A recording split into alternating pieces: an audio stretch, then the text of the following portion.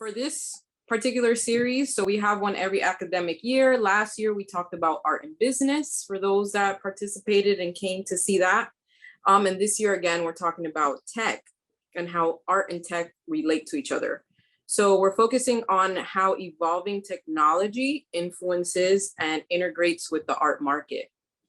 And we actually have 3 talks this academic term, with the first one being today. So thank you guys for taking out the time and coming to hear our professional artist talk about her work.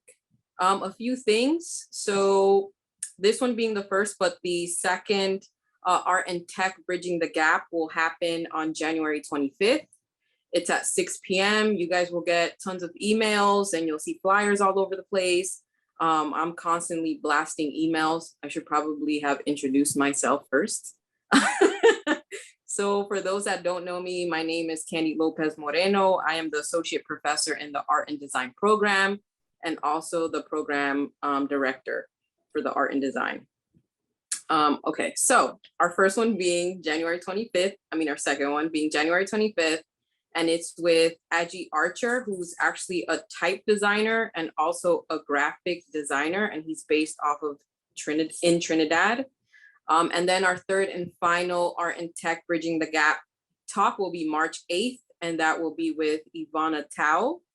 And again, you're going to get reminders and emails about this. And she is a crypto and NFT artist, and she's also an AI researcher. So we have some amazing artists that are part of this Art and Tech series. And I also want to thank the artists for today because as I've been telling my students, this is a great honor to have you with us, especially with our smaller program, but we really appreciate you taking out the time to lecture us and tell us some things.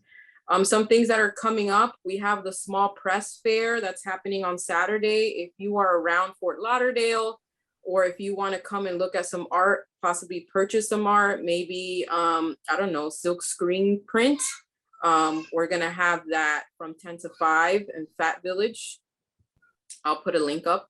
And we also have our gallery exhibition of Jeffrey Lottie. If you haven't stopped by the gallery, you should do so. We are in the Don Taft building, 2nd floor, gallery 217. The exhibition closes on the 17th. I think those are all my check to say to you guys. And now I'm going to hand it over to Professor Miriam Ahmed, who's going to introduce our artist and talker for today. Thank you, Professor Lopez Moreno. Hi, everyone. Thanks for coming. A special shout out to Professor Alex McSwain over there in Maryland. Hello. So it is my pleasure to introduce to you all our first guest speaker for the Tech and Art Lecture Series, Oksana Nedavniaya. Oksana was born and educated in Russia, where she actually trained as a classical pianist. And she focused and disciplined in her musical studies. She graduated from the Nissen? How do I pronounce that, Oksana? No, you said it right the first time. Nessun State Musical College with high distinction in 1999.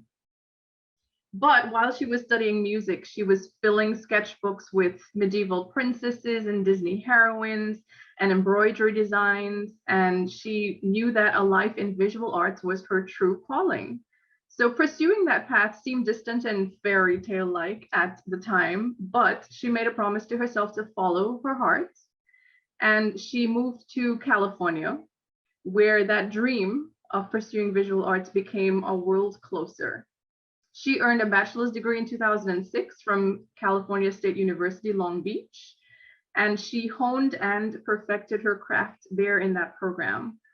A few months after graduating, she found herself at the San Diego Comic-Con, where she happened to meet the costume designer of the Chronicles of Narnia, who did a portfolio review. And that meeting created her very first opportunity in the industry, in the entertainment industry, working on Prince Caspian. Since then, she has contributed as a costume concept artist on a number of major Hollywood and TV and film productions. And those include Suicide Squad, Ghostbusters, the opening ceremony of the 2014 Olympic Games in Sochi, as well as Shang-Chi and the Legend of the Ten Rings, Venom, Tenet, Hawkeye, and Oksana is going to share a lot more of her portfolio with us in her talk today.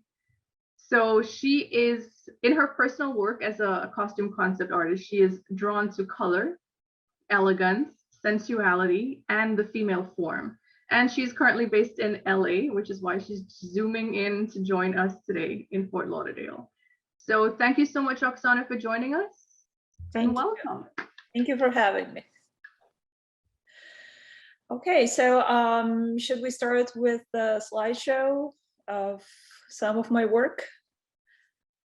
Okay, I'm gonna start that, and then I'm gonna elaborate a bit more on that story and how I started and what I worked on, and my path in this industry. So we're gonna start with a little bit of my work here. There you go.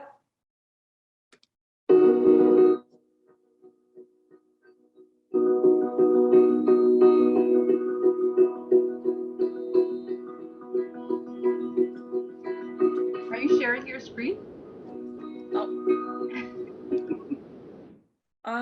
Rewind. Yeah, rewind. Okay, start over. Hold on a second. There you go. Are we good? Yes, there we go. Starting over.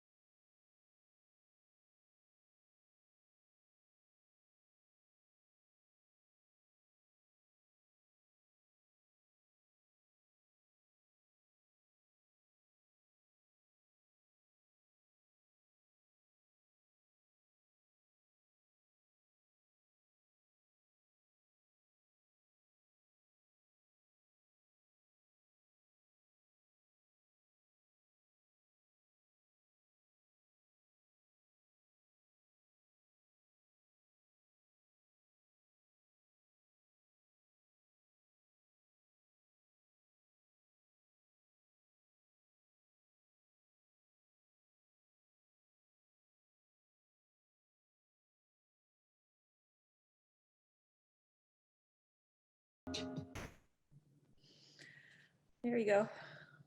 All right.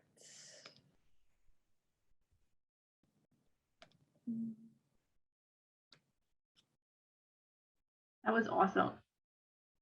Thank you. Okay, what is going on? How do I stop sharing this?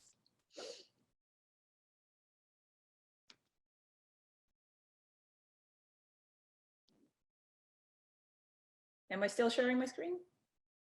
Nope. Okay, good. All right.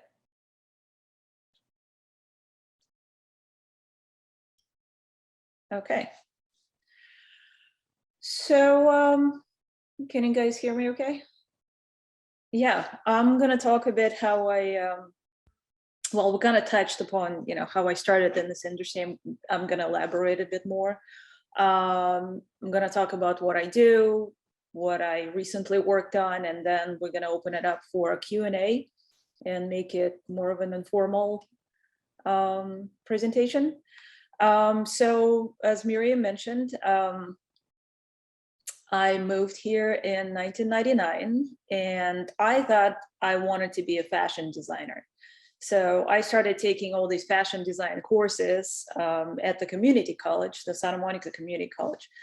And it was all going good, but then I took my very first fashion illustration course, and I fell in love with it. I couldn't wait for the second part of it. And I kind of knew that I really wanted to draw more than anything else, more than pattern making, more than, all this fashion merchandising that I was taking courses in. I was like, I just want to draw.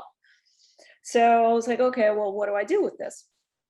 So I decided to switch my major back to fine arts, and eventually find some place I could transfer to and complete my degree. And I was searching, and I don't remember how, but I heard about this illustration program over at the Cal State Long Beach. So I decided to go there, and I was still thinking, I was taking all sorts of courses in editorial illustration, book illustration.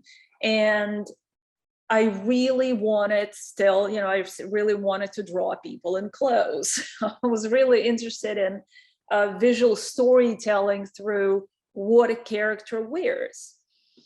And I happened to meet, well, she was actually one of my instructors, Robin Richardson, and she was at the time the representative of the illustrators within the Costume Designers Guild.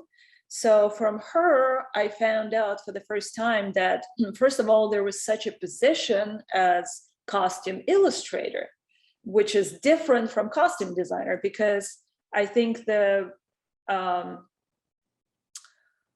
general impression that, when costume designers talk about their designs and, they show the sketches like, oh, that's such and such sketch for such and such movie. And a lot of times, most of the time, actually, all that artwork is done by someone else. And I didn't know such a position, such a job actually existed. So she told me about that. And I learned about the Costume Designers Guild. And she was actually teaching one of my favorite courses at that university. It was the costume figure drawing class, which is like a 6-hour class on Wednesday evening. And that was my treat. That was, I lived for that class. And I actually ended up modeling for her quite a few times after I graduated. So I found out about the Costume Designers Guild, and my final portfolio in our independent studies class before the graduation was heavily concentrated in costumes from all over the world. And this is what I sort of graduated with. And that same year, I was going to the Comic-Con, and somehow I found out that the Costume Designers Guild was going to be present for the first time at the Comic-Con. That never happened before. So I was like, well, wait a second. I just learned about the Costume Designers Guild, and now all those costume designers that I worshipped at the time were going to be there. They're going to speak. So me and my close friend, Philip Boutet, who also works in the industry, we both went to the Comic-Con, and we attended all the panels, and we attended the panel with Isis Musenden, who was the costume designer for the Chronicles of Narnia, and Mary Vogt was there, who designed Men in Black, Judiana Makowski, who designed all the first Harry Potter movies. And we just sat there in the audience with our mouths open. Oh my God, those people are gods. So then we find out that there was an autograph signing session after each one of those panels. So I had my portfolio with me that I literally printed the night before, my business cards, and we go there, we stand in line, and Phil, my friend, he kind of pushes me in front of him. He's like, come on, you have to go talk to them. You have to show your portfolio. Yes, you're good enough. Come on, talk to them. I was like, okay. So I go, I introduce myself. Isis was one of the people at the autograph signing session, and I talk to her, I show my portfolio, I give my business cards. And then we leave, we go back to LA, and I sort of, continue with my life, and I'm not really thinking about it. So 3 days later, Isis calls me and says, hey, I'm such and such, and I met you at the Comic-Con. And I'm thinking to myself, no, this is not happening. What is going on? He goes, well, I'm starting to work on this movie. It's the second of Chronicles of Narnia, Prince Caspian. I don't know if you heard about it. I was like gasping for air. Oh my God. So it was like, well, if you're interested, I would like to meet with you. And if you would like to do some, test run sketches for me and to see if we're a good fit. So I met with her. And at the time I had like a full-time job. So I stayed up all night doing all these sketches, reading Prince Caspian real quick, like trying to get an understanding of characters. So we meet, I show her the sketches, and she hires me. And I call my friend Phil. I was like, oh my God, you're not going to believe what happened. Remember, we met all these costume designers. Well, guess what? I just got a job. And it was such a fairy tale story at the time. because I remember I started in the production office here in LA, and all of a sudden I meet all these concept artists from the art department, artists who I held in such high regard, like Justin Sweet and Mike Vose, and Justin comes up to me, she goes, okay, so who do you know? No, really, like, who do you know? How'd you get here? I was like, no, this is my story. I went to the Comic-Con and I met Isis, and I've never met her in my life, but this is how I met her. She was like, okay, whatever. So I started doing all these sketches, you know, Nika Brick, and I'm doing everything with my pencil and watercolor.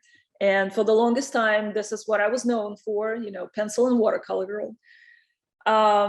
And we continued working there for a couple of months. And then the stars aligned in a way that I was actually asked to go with the production to Prague, Czech Republic, and continue working on that project. And I stayed on a job for about 8.5, 9 months, which is pretty good, you know, considering it was my first job. And, you know, concept artists, illustrators, they don't really travel with a production. But yeah, that was my sort of, you know, break into the industry. And I got back to LA. I worked on a couple of more productions, and then I sort of veered off that entertainment industry path, and I started working in the hospitality industry. And part of the reason was I, at the time, was so resistant to change and Photoshop, learning how to do, you know, Photoshop and the photo bashing techniques and painting in Photoshop. It's like, no, I know pencil, watercolor. This is what I'm known for. I'm comfortable with it. I'm not going to do it.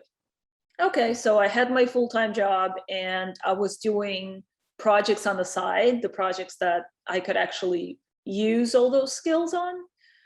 And all of that changed when I got a phone call to work with Kim Barrett on the opening ceremony of the Russian Olympics. And that was really special to me. You know, Russian Olympics, it's like, okay, I'm familiar with the culture, and that's just perfect. And so she hires me, and then I had to sort of make that decision. Do I just jump, you know, make that full jump and just do that full time? And that's sort of what happened. So I started doing all these sketches for the opening ceremony. And there, I don't know how many of you guys watched the opening ceremony of the Olympic Games. I knew nothing about them. And then I learned about, you know, how many segments there are and what they're supposed to represent. And there's a history of the country, and there's this and there's that. And all of that needed to be designed, made, huge production. So I ended up going to Russia for about a year to work on it. Ended up designing, making all the seamless patterns for all the outfits that they wore during the opening ceremony, and sort of had to give myself a refresher course in Illustrator and teach myself how to do that real quick. The story of my life is like, oh, I'm just going to learn this. That's okay. I got this. So stayed in Russia for a year, got back, then got a phone call to work on Suicide Squad. And I show up with my sketch pad and my pencils and markers, and like, you know, still have that fashion illustration kind of vibe. And I started doing my sketches, and then I sort of realized that I have to get myself up to speed and start doing like digital illustration and everything that the art department guys do, or I can just pack up my stuff and leave. So I was like, okay, well, this is interesting. So I started like watching art department guys and talking to them and asking them lots of questions and watching tutorials. So teach myself how to do all this within like a week and a half, 2 weeks, and stayed on a job. Yeah, I don't know. Like I said, story of my life. It's like, well, I can either leave or I can teach myself how to do this real quick. So, and then I sort of continued working on films and TV productions and stage productions full-time since then. So that was since 2014 up until now. And yeah, so one of my recent projects, it's coming out on Amazon, The Wheel of Time, and I showed a few illustrations that I did for that at the end of that reel. And what's interesting about that, for The Wheel of Time, I ended up traveling to Prague again with the same costume designer. Yeah, so I really wanted to go back. Prague is actually one of my favorite cities in the world. So that dream sort of came true, and the story, you know, came on full circle. And speaking of technology, since this is the topic of our discussion, well, now I know, you know, Photoshop and all those techniques, and I'm okay with that. Well, now, since all these superhero movies are coming out and they're being made, and those are the large budget productions that the illustrators get hired on, and I keep seeing all these like turnarounds that all the guys are doing, like front view, back view, side view of all these superheroes. So I was like, okay, I have to start doing that. Like I have to teach myself how to do this. And a lot of that is done in ZBrush, the 3D program. So then I was working on Dungeons and Dragons, and pandemic hit, and the production was shut down. Everybody went home. That was really depressing. And then I was like, okay, no more excuses. I'm teaching myself ZBrush, because I opened it up a few times before, and it was really daunting. It was, you know, it was kind of scary. It's like, I have no idea how to do this. So, but then when the pandemic hit, I really had no excuses. I was like, you know what, I'm stuck at home. I got to use this time for something super productive. So I taught myself ZBrush, and I can actually show you guys a little reel. It's really short, but some of the stuff that I've been doing personally, I did start using ZBrush in productions as part of my pipeline, like a work pipeline, but I can't show any of that yet because none of them are released. So I started using that on Shazam 2. I can't remember the full title of that movie. It's coming out sometime next year. And then the most recent sci-fi project, when I've like had to design like little space storage suits, and it was so much easier to do that in 3D, where you could actually do like a full 360 turnaround and see all the seams and all the textures. So I'm going to show you guys a bit of my 3D work. Oh yeah, let me share my screen first. 1 second. There we go. Sharing. And go.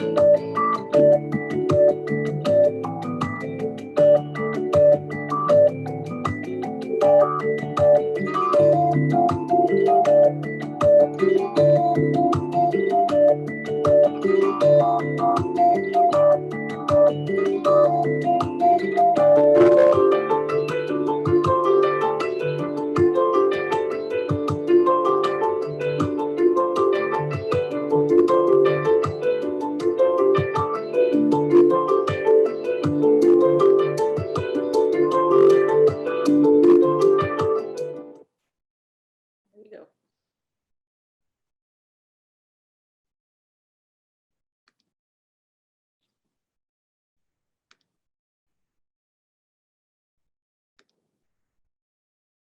All right, am I still sharing? No. Okay. All right. So there we go. That's my story. I think we can open it up for Q&A now, if everybody's ready, if you guys have any questions.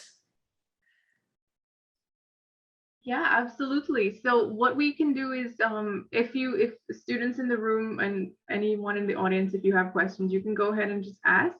You can also post your questions in the chat. Myself and Professor Lopez Moreno will be moderating and watching the chat to make sure that everyone's question gets in. Thank you so much, Oksana. That was amazing. That was awesome. Thank you. It makes such a difference to be able to see the illustrations next to the live shots from the shows. Yeah. And sometimes, you know, sometimes they look really close to the concept art, and sometimes they change and, you know, they get tweaked quite a bit. Yeah. But it's always one of the most rewarding feelings when it, like, for example, on Wheel of Time, I do the concept art, I do all those sketches, and the costumes are being made like way after I already leave and I'm back home, and then to see them on screen and realize how close they are to your original concept work, that's pretty amazing. So I have a question. I am also, well, I also started as a studio person. I still am a studio person. I play a lot with different mediums. Like right now I'm using yarn to create portraits. How did you transition into the digital realm? Like, did you just, I don't know, download or get the Photoshop software and just said, I'm just gonna YouTube how to do this and that, and then you just played around within that particular program? Sorry, it's loud. My kids are being crazy right now. Well, I mean, I had an introduction to Photoshop back in college, and I knew how to navigate, you know, I was familiar with the interface, but I never actually used it in my work pipeline before. So yes, just like you said, you know, I had to sort of figure it out and play with different things and, you know, trial and error. Yeah. Thank you. I think Brianna Calderon has her hand up. Yeah, I do see some questions in the chat. Do I read them, or are you guys moderating them? We can start with Brianna and then we'll get into the chat. Yeah, okay, cool. Hi, I was just curious, what are your sources for information and how do you get over art block? What is the source of For your inspiration? inspiration? Yeah. Well,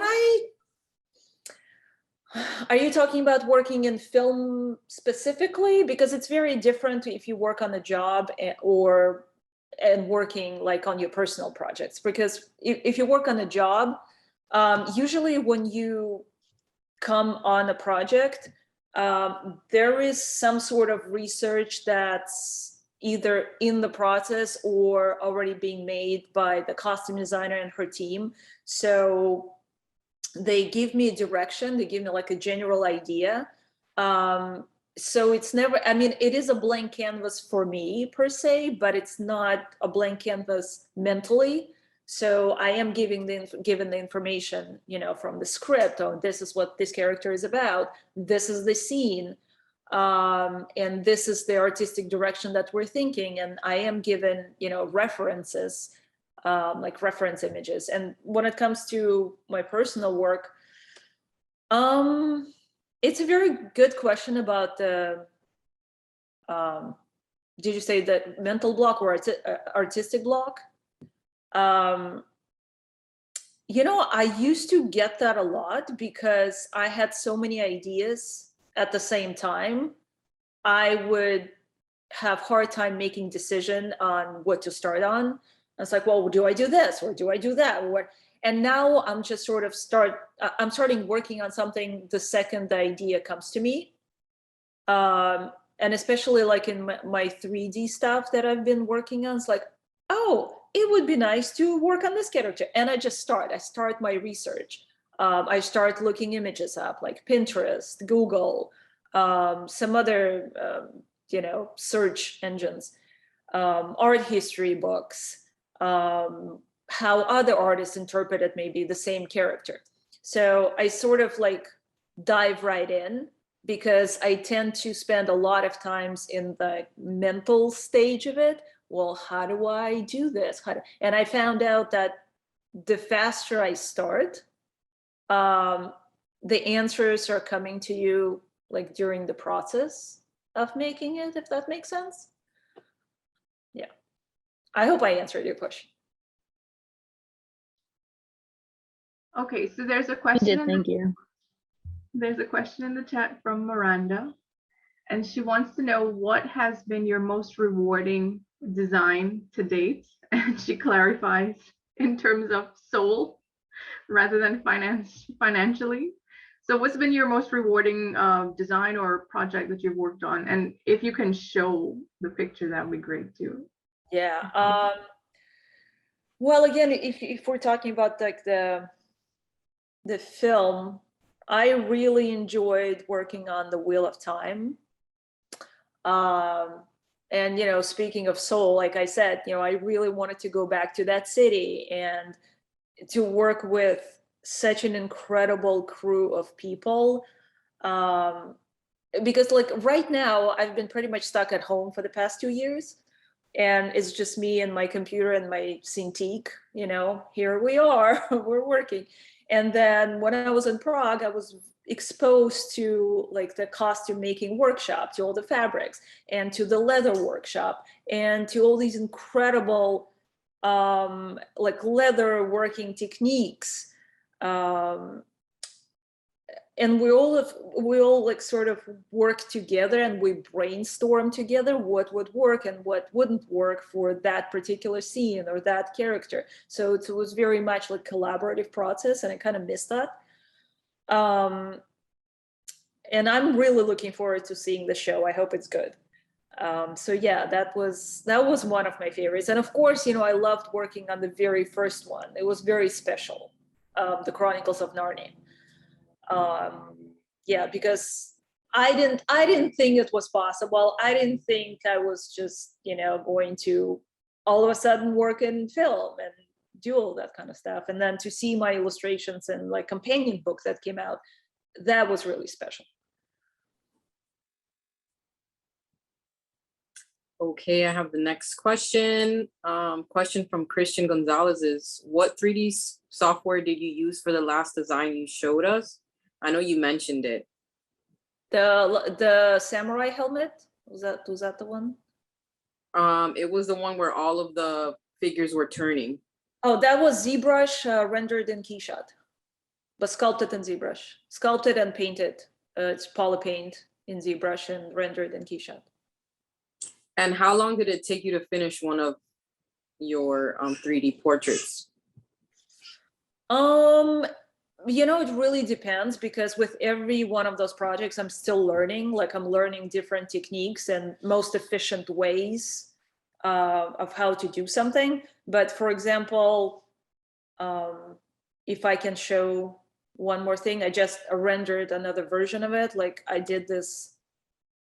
Give me 1 second. I'm just going to share my screen. I did my version because I was very inspired by Dune and all the concept artwork that my friend Keith was posting. So I was like, I got to do my own version of Bene Gesserit and Reverend Mother. So I rendered this character. I don't know if you guys can see that. That was like the first version that I played with. She took, I want to say maybe 3-4 days, but that was me working like a couple of hours here, like 3 hours there. So it wasn't like a full-on work day. And then of course it takes time to render those as well. So yeah, it really depends. It really depends on what I'm trying to achieve and what I'm trying to learn, if that makes sense. Okay, I see Minnie's got her hand up. Minnie, do you want to ask your question? Oh, yes. Can you hear me? Yes. Okay. First of all, hello, and your work is amazing. Thank But you. my question is like, okay, as a designer, like you said that sometimes you work on projects and they get shut down, or, you know, sometimes like you have multiple ideas and, you know, obviously they weren't all too great. So what do you do with ideas that sometimes get tossed out and you don't use? Do you remodel them and maybe use them for different projects, or what happens? They just get tossed most of the time. We go through so many versions, and that was actually a huge reason why I transitioned into digital workflow, because of how many versions of the same character we have to create on one project. It would be like such and such version, 26.5.2a, and it just keeps going and going and going, and they pretty much gets tossed. Or sometimes we share them on Instagrams, like, look, that's another version I did for such and such character, if the studio is okay with it. But yeah, a lot of it just goes in the trash can, pretty much. Another question from Daniel Karp. Out of all the works, which pieces would you consider to be your favorite? Which pieces? Well, like I mentioned, I loved all the work I did on the Wheel of Time. Let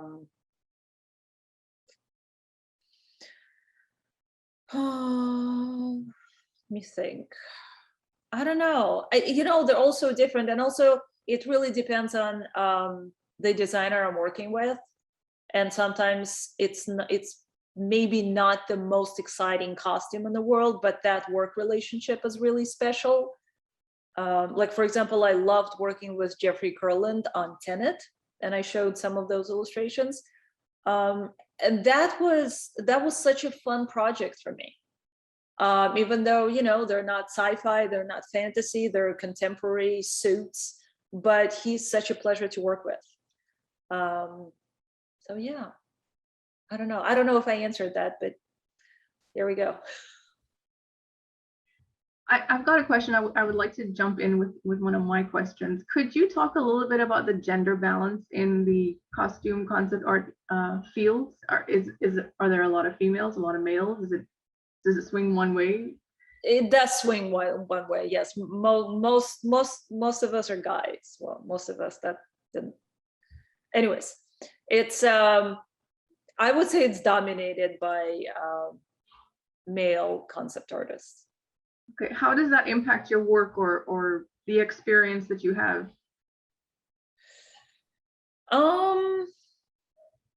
Well, a lot of times I would be the only girl in that room, and on like big projects there would be like 3 or 4, sometimes 5 illustrators, and most of the time I would be the only female illustrator. I don't know. It's hard to say. I mean, I learned a lot. I learned a lot from the guys and the way they approach things from like technical point of view or design point of view. And now, or as of recent, I know that quite a few costume designers, they started hiring I want to work with female illustrators. I like the way you work. So I don't know. It's sometimes it's challenging, but I think we have a lot to learn from each other. But slowly there are more and more female illustrators who are starting in this field, so that's encouraging. Okay, and there's a question from Soraya. And Soraya, if you can talk, you might need to help me out with your question because it was a bit long. Soraya's asking, says they're studying game design with the main interest being character design for fighting games. And there's sort of a rule about designing fighting game characters, and they don't fully understand the nuances of the rule yet. So do you have any information that you can share with us about designing fighting game characters? Are you familiar with that at all? Well, I guess my first question, like, what is the rule? What does Soraya refer to when she talks about the? If I'm required to speak, then I can interpret it myself out. So I'll just read out what I typed. I'm studying game design with my main interest being character design for fighting games. And since I've been playing them since I was a kid, and there's a sort of rule about designing fighting game characters where you should be able to figure out everything about the character in just one glance. So one look at the character should be enough for you to figure out their entire personalities and moveset. And since I'm only 17, I don't fully understand the nuances of character design and how to apply this rule yet. So everything that I've tried to make now turns out to be pretty generic and pretty basic. So is there anything you could tell me to give me a better idea on how to design a character for this way? And while I'm focusing on fighting games, it could be just about character design in general and not just limited to that. So. Okay, yeah, I think I understand your question. Well, it's a little different in game design because like designing for a game character and designing for a real person is different. But as far as designing for a character, and like you said, since the characters are so iconic, you have to be able to tell what the character is about just by looking at them. At least that's how I understand your question. So it really helps to learn their backstory and to sort of elaborate on that story in your own head. Like, what is this character about? Where do they come from? Like almost like creating that origin story and really invest into it and do all sort of research. And sort of, it's when you start doing research, I sometimes think of it as like a tree, like you start on one path and then you kind of veer off like in this direction, and that takes you to another branch, and sort of explore all these directions. Like what color would they wear and why? And asking yourself a lot of those why questions are very important. Why would this character have this kind of weapon? Like why? What's the reason for that? How would they wear like that scarf, or would they have a scarf? What's the purpose of this? So functionality is really important. Again, you mentioned the fighting character. The style of fighting is really important, and how functional that costume would be. Like think about yourself doing that kind of fighting. Like, would you be comfortable in that? So asking yourself all those questions, all those practical questions, that's really helpful. Yeah, and doing research. I spend a lot of time on like Pinterest, and I have all sorts of different folders with images, and sometimes I just sit there and kind of scroll through images, and it's like, oh, that would be cool for this character. Oh, if I ever work on this kind of project, I would love to use that.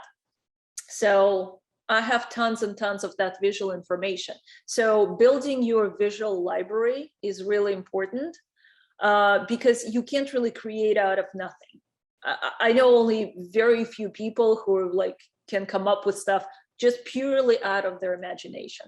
They're geniuses. So, and there are a lot of information out there. You just have to build your visual library. And it takes time. It takes time. So go easy on yourself, just expose yourself to a lot of that visual information as much as possible and create those stories. There we go. Next question is, do you get paid by project or by time? On film, by time, yes. So basically I get hired as an employee for a studio for a certain period of time. Yeah. So we get hired, well, technically the contract I'm working under, and I'm sorry, I'm gonna get a little technical. The contract I'm working under, it's an hourly contract, but a lot of us renegotiate the weekly rate or daily rate, depending on how long the job is. So, but usually for me, it's a weekly rate. There's a question from Julia Summer, who wants to know, do you do any other forms of art besides costume design?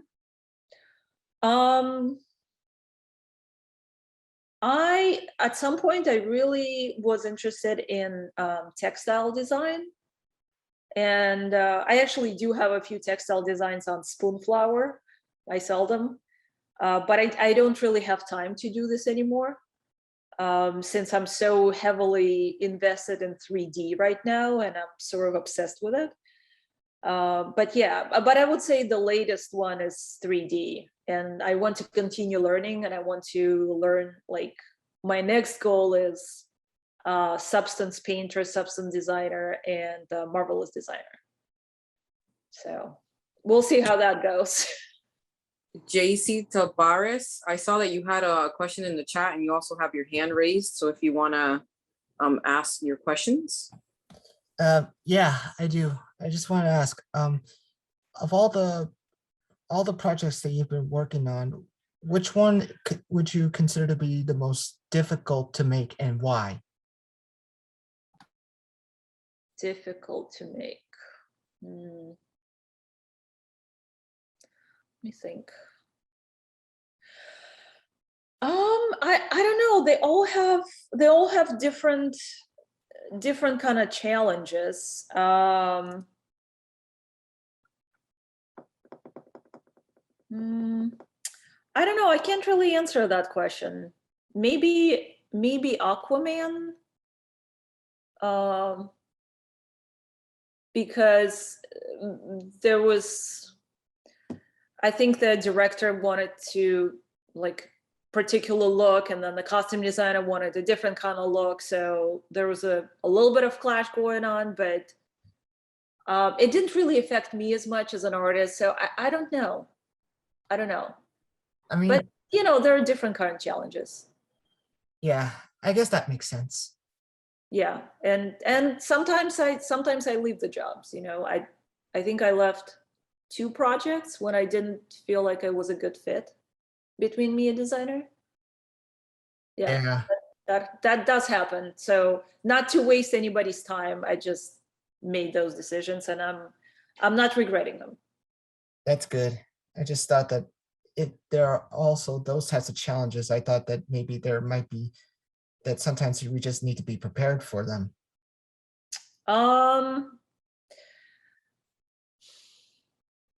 Well, I don't know. One of the challenges in this industry is actually long work hours, because our standard work day is like 10 to 12 hours.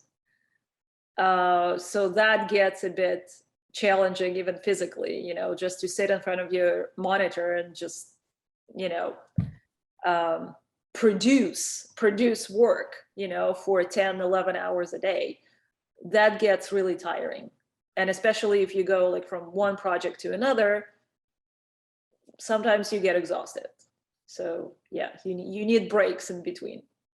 That's a transition, sorry. Athena asked, because you were talking about caring and health issues, she asked, how do you take care of your health while working on the project, such as getting up and stretching, taking care of your wrist, etc.? I'm really bad at that. I actually have to start setting timer for, like, you know, I work for an hour and then I have to get up and stretch, because once I start, you know, like 3-4 hours would go by and I was like, oh, wait a second, what happened? What time is it? Yeah, I'm terrible at this, but I should be better at taking care of my health. Yeah, like going for walks, you know, getting up and taking that lunch break, you know, because a lot of times we don't. And it's not just me, it's sort of industry wide. Yeah. Okay, Aiden, would you like to ask your question? Yeah. So I'm a comic book artist, and one of the things I'd like to get into is watercolor. And because you said in the past you did watercolor, I just wanted to know if you had any tips for starting and improving in that area. Oh, you know, I think with watercolors, it's really important who you learn from, because my experience with watercolor, I had the watercolor class with watercolor teacher who was amazing at what he did. And I just did not get his technique at all. And that was not going well. I was not doing good in that class. And then I took one of my, I think, illustration rendering classes, and that other instructor introduced watercolors, and I totally got it. Like, I understood what she was doing, because the way she was doing it was very different. It was very like procedural, like step number one, you do this, and that sort of clicked and made sense. Watercolor, oh God, I haven't used it in a long time. And we can get really like technical and specific, but I don't know, get like decent brushes and get like watercolors that have good pigment in them. They don't have to be like top of the line, most expensive, but you know, good pigment. Yeah, and you know, I'm sure there are a lot of tutorials online about watercolors. I'm sure you can look them up, but yeah, like load your brush with you know, enough pigment, and don't water it down, you know, like don't water it down after you lay. Oh, here's one tip with watercolors. Very important, patience. And patience when it comes to learning it, and patience when it comes to letting the layers dry. Because I've watched a lot of people, like they would put the layer of watercolor and then they start fixing it right away, and that's just a big mess. So let it dry. You can fix a lot of things in watercolor, but sort of, you know, build it slowly, you know, one glaze after another. So yeah, patience and let it dry. Yeah. Okay, so we are just at about 7 p.m. and clearly everyone is very engaged and interested in your industry wisdom, Oksana, but we do have time for just one final question. So I think that question should be, what advice do you have for future digital artists in terms of networking, in terms of portfolio? What advice do you have for our students? You know, I would say two things. First is say yes to things, even if you don't feel like you're 100% ready, because you're never going to be ready. That moment, because I was like, I've been under that impression for the longest time, that that golden moment will arrive when I will have all the skill set, all the skills in the world, and then I'll be ready. No, you can never be 100% prepared. Just say yes, you'll learn it. What's the worst thing that can happen? You'll get fired. So what? You'll move on, and you know what you don't know. You will learn that. So say yes, learn on a job. The best way to learn is getting paid for it. So if you can learn on the job while you're getting paid, absolutely do that. And the second most important thing, build relationships. Build those relationships with everybody, not just the person who's hiring you, but you know, the production assistant. You never know, that production assistant might be your director on the next job. You never know. So build those relationships, be nice to people. And like most of my jobs, not most of, all of my jobs, they come through word of mouth. Like designers I work with, they recommend me to other designers. The concept artists I work with, they recommend me to designers. So a lot of it is building relationships and creating that network of people you're working with. Okay, well, thank you so much, Oksana. We are going to wrap up today, but on the point of building relationships, we do have quite a few questions that are still in the chat. Would you be open to maybe sharing an email address, or I can probably send you the questions via email and you can maybe respond via email? Would that be something you can do?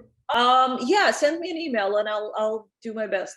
Yeah, so we'll put all of the questions that are still in the chat that have gone unanswered. And I see 2 hands that are up. You guys can post your questions in the chat too. And we will try to get those questions answered for you. And we will send you guys an email in our follow-up to the event. There's one reminder from Professor Lopez about SPF this Saturday. I hope all of you, some of you will get a chance to stop by Fat Village. Our exhibitor booth is happening. We're going to be teaching the community to silk screen, and we're going to be selling some of our student works and showing off our program. So that's coming up. But thank you so much, Oksana. It was amazing learning about your career and your journey. It's been inspiring. Thank you for having me. And thank all of you for attending. Yes, good job. See you guys on Saturday, hopefully. Bye.